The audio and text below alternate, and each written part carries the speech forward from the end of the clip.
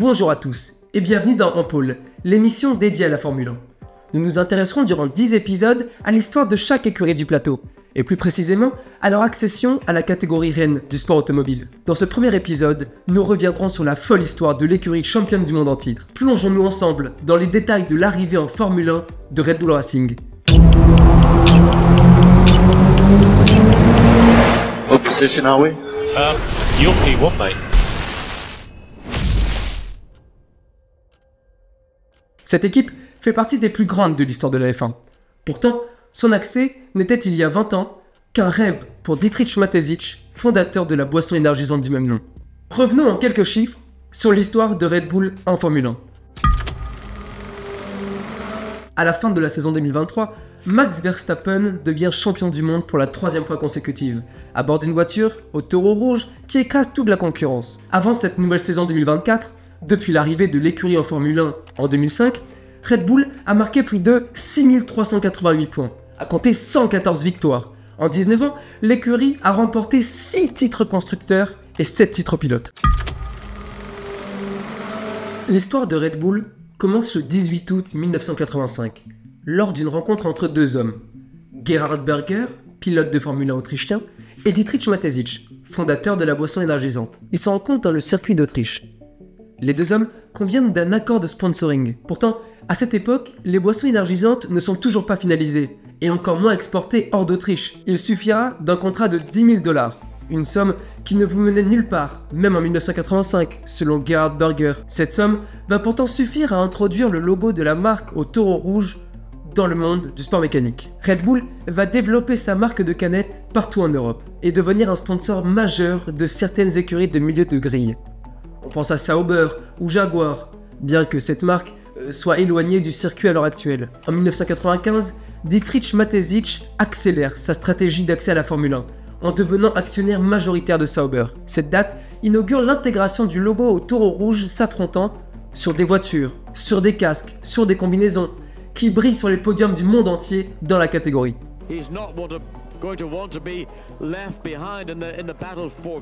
Mais l'investisseur ne s'arrête pas là. Dans cette même période, il va concevoir une filière de jeunes pilotes talentueux pour former les meilleurs potentiels du sport automobile. Ils pourront à terme intégrer l'écurie. Le projet Red Bull Junior Team est incarné par un homme, Helmut Marko, un ancien pilote autrichien. Il est encore aujourd'hui dans certaines affaires liées à Red Bull. Cette émancipation de Red Bull provoque des conflits internes entre Mateschitz et Peter Sauber. Les deux marques veulent défendre leurs intérêts et voient qu'une distance interne s'amorce. Red Bull et Sauber cessent définitivement leur collaboration à la fin de l'année 2001 en Formule 1. Des échauffourées se font ressentir entre les deux camps concernant la titularisation d'un nouveau jeune pilote. Mateschitz voulait engager le pilote brésilien Henrique Bernoldi, formé chez Red Bull. Peter Sauber, lui, a préféré intégrer chez Sauber le jeune finlandais Kimi Räikkönen. Celui qu'on appellera plus tard Iceman n'était alors qu'un rookie à l'époque et allait vivre sa première saison en Formule 1. Il faudra attendre 3 ans pour que les ambitions de Red Bull se concrétisent. Cette année-là, Ford décide d'abandonner sa marque Jaguar Racing, après 5 saisons dans lesquelles les pilotes n'engrangeront que 49 points cumulés. L'opportunité était trop belle pour être refusée. Dietrich Mateschitz rachète Ford pour un simple dollar symbolique. Derrière ce symbole se cache un accord d'investissement d'environ 400 millions de dollars sur les 3 prochaines saisons. Christian Horner, un autre ancien pilote automobile, passé notamment par la Formule 2, est engagé au poste de directeur de cette nouvelle équipe. Il a commencé en 2024 sa 20e année à la tête de l'écurie. Le pari de Red Bull est simple. Une marque de boisson énergisante doit réussir là où une des plus grandes entreprises automobiles a échoué. La voiture gardera un moteur Ford pour la première saison, mais passera vite au moteur Ferrari ensuite. En 2005, un scepticisme va rapidement émaner de la part des journalistes et des autres écuries présentes dans le paddock concernant la présence de cette nouvelle équipe, qui aurait pour objectif de simplement marketer une boisson plutôt que de recevoir des résultats en piste. Pour sa première saison dans la plus haute compétition du sport automobile, Red Bull associe Christian Klein, issu de la filière Red Bull Junior Team, et David Coulthard, pilote de 34 ans, passé notamment par Williams et puis McLaren. L'écurie comptabilise 34 points à la fin de la saison 2005, se plaçant à la 7e position du championnat constructeur. Mais il faudra attendre 2009 pour voir la première victoire de Red Bull en Formule 1. Elle viendra à l'initiative de Sebastian Vettel, un autre jeune pilote issu du centre de formation, à l'occasion du Grand Prix de Chine.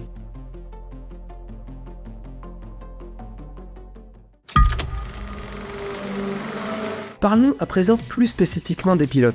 Depuis 2005, 11 pilotes ont enfilé la combinaison du taureau ailé. Parmi eux, des noms marquent encore l'histoire du sport automobile. Comment ne pas commencer par Sebastian Vettel? Le jeune retraité d'aujourd'hui est devenu le plus jeune pilote champion du monde de l'histoire de la Formule 1, à seulement 23 ans. Imaginez. C'est 2010 qui marque la nouvelle domination de Red Bull, par l'incarnation de son jeune protégé, Sebastian Vettel. Il a ramené à Red Bull son premier titre de champion du monde pilote.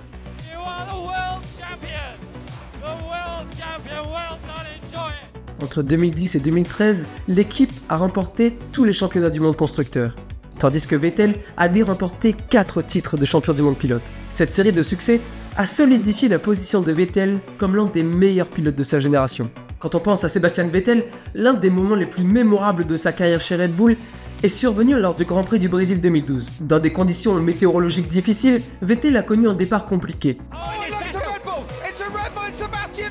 Mais il a rapidement remonté le peloton pour terminer la 6ème place. Et cette performance lui a permis de remporter son 3e championnat du monde consécutif. Et que dire de Max Verstappen? Il est entré dans l'histoire de la Formule 1 en devenant le plus jeune pilote à participer à un Grand Prix, à seulement 17 ans. Et devinez quoi? C'était avec l'équipe sœur de Red Bull, Toro Rosso, en 2015. Verstappen a rapidement fait ses preuves avec des performances éblouissantes lors de son premier Grand Prix, en Espagne. Il a non seulement marqué des points, mais il est devenu aussi le plus jeune pilote à monter sur un podium. Et ce n'est que le début d'une série de records qui a fait son succès. En 2016, Max Verstappen a été promu chez Red Bull Racing, faisant de lui, là aussi, le plus jeune pilote de l'histoire à courir pour une équipe de pointe. Depuis lors, Max Verstappen continue à accumuler des podiums et des victoires, se positionnant comme l'un des pilotes les plus redoutables du plateau. Sa rivalité avec Lewis Hamilton chez Mercedes a captivé les fans du monde entier, donnant lieu à des batailles épiques sur la piste et en dehors. Oh, ils se sont touchés! Ils sont l'un sur l'autre! Incroyable! Entre controverses et rivalité, Red Bull est incontestablement la première force du plateau aujourd'hui. Max Verstappen, for the first time ever, is champion of the world! Et en parlant de rivalité, si je devais en retenir une seule aujourd'hui, depuis la création et l'arrivée de l'écurie en F1, je retiendrai celle entre Sebastian Vettel et Mark Webber. Le pilote australien Mark Webber était le coéquipier de Sebastian Vettel chez Red Bull durant la période de domination au championnat du monde. La rivalité entre les deux hommes a été marquée par des incidents et des tensions sur la piste. Un des moments les plus mémorables est survenu lors du Grand Prix de Turquie en 2010, lorsque les deux pilotes se sont heurtés violemment alors qu'ils se battaient pour la première place. En dehors de la piste, il y a aussi une certaine animosité entre les deux hommes, avec des accusations mutuelles de favoritisme de la part de l'équipe. Webber se considérait souvent comme le pilote numéro 2, alors que Vettel bénéficiait du soutien de l'écurie. La rivalité entre Vettel et Webber est considérée comme l'une des plus intenses de l'histoire de Red Bull en Formule 1. Elle reflète la compétition qui règne dans ce sport automobile de haut niveau. Et pourrait bien sûr penser aussi à la rivalité entre Max Verstappen et Daniel Ricciardo, qui a animé la première saison du documentaire Netflix Drive to Survive.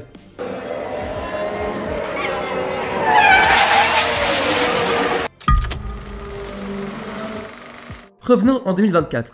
Max Verstappen fonce une nouvelle fois vers un 4e titre consécutif de F1, distançant tous les autres pilotes et toutes les autres écuries depuis quelques courses seulement. Même son coéquipier, Sergio Pérez, le Mexicain ne peut rien faire face à la puissance de frappe du Néerlandais. C'est déjà la fin de cet épisode, merci à tous ceux qui sont restés jusqu'au bout. Cet épisode est disponible en podcast et sur toutes les plateformes que vous connaissez déjà. Alors, si vous souhaitez nous soutenir, lâchez un like, abonnez-vous et aussi activez la cloche pour la notification. La semaine prochaine, nous reviendrons sur l'histoire de la plus mythique des écuries de Formule 1.